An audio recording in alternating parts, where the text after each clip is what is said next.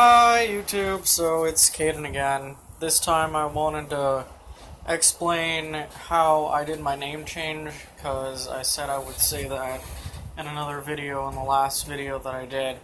So what I had to do to start my name change was, the first thing I did is contacted local LGBT centers to see if they had a name change group or a name change people that they knew how to go to, and I ended up contacting the Orange County LGBT group, and they had a little once a month group of lawyers that had their interns, and their interns needed hours, so they would do the name change paperwork for free so that their interns could get hours. So I went there, I got all the paperwork done that needed to be done, and then the next thing was taking it to the court. Well, I was scared to take it to the court by myself and file it, so my friend came with me, and we went there and I filed it and I got a court date.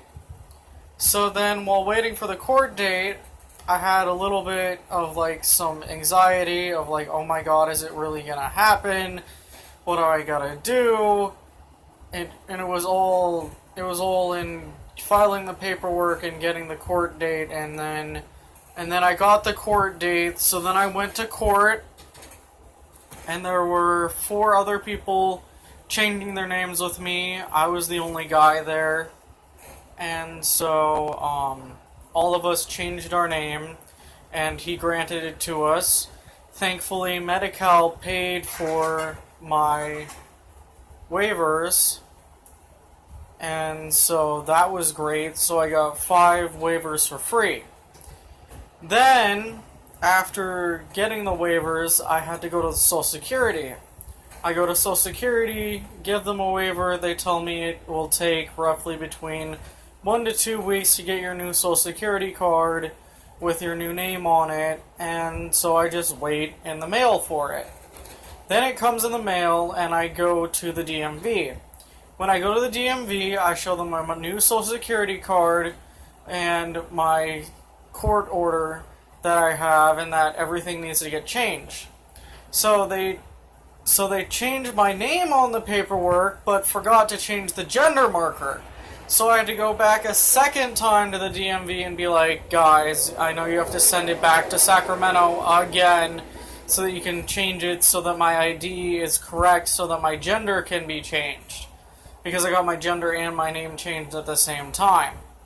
So thankfully, after the second time going through the DMV fixed it, so then I got it through the DMV.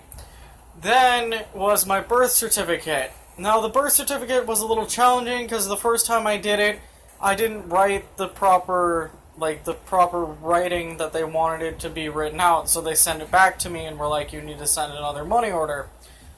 So then I do it again, but forget one thing. I do it again another time, forget one thing. So it's my 4th time doing it. I finally get everything right, send the money order again after they've refunded me, and then they told me that my birth certificate can take 2 weeks to a month to get in the mail, and then I get it. So then everything is with my new name, my new gender marker, everything says I'm male, and it was just such a headache going through everything, but I'm so thankful that I did it, and that I found an LGBT center that could help me, and that my wife pushed me to get it all done, because otherwise it wouldn't have gotten done. So that's how my name change happened, and what I would say to anybody that's trying to do their name change is go to a local LGBT center and just ask them hey, I'm trans, I'm trying to see if you have a name change, or do you know what proper place I should go to get it changed, because they have a lot of resources and they know people. So that's what helped me out the most.